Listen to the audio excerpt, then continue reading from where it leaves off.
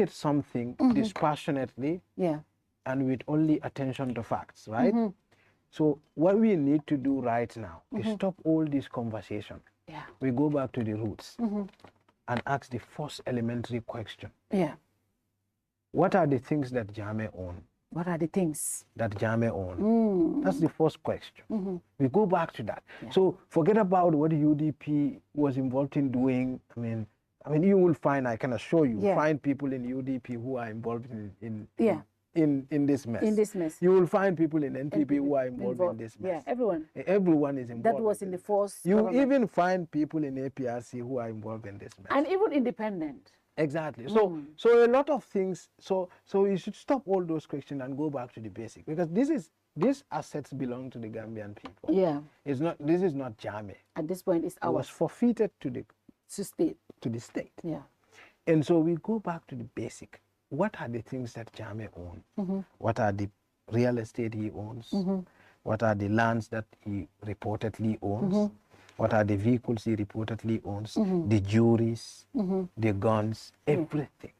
His clothes, his sword, his house, his livestock, everything. Now, once we establish that, then we now come to the second phase. What happens to these things? What happened? Who owns this now? Where was this taken to? What are the foreign bank accounts? Where are the foreign bank accounts? The Gambia government told us they were working with World Bank Asset Recovery Committee. What happens to that? What happened to those? Where are the properties in abroad? Like Jammeh had a property in Morocco. We were told he also had a property in Guinea. What happened to those? The only property we know about is the property in the US. We know there were Gambians who were named in association to Panama Papers. You know, how much money was in their account. And what do we know about those things? Like, how do we go back to the basic and ask the elementary questions? And then we come back to the present.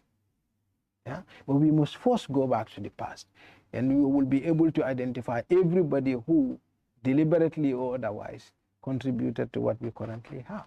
But we need to do so without much sentiment. I mean, I know, a sentiment, it's an important resource right now. We are emotional because this is something. It's like Mustafa, iko Jammeh nyinsu nyantol kotol. No commission okay nga 50 million dundu commission. Umpareta wo fen kilo altol fene na obe sunyang koto. That's why and that's why everybody is emotional. At some point, I think that's why. I think commissioner equal kelamenia long koda isafuko DGB is a sikoso to It's a sikoso to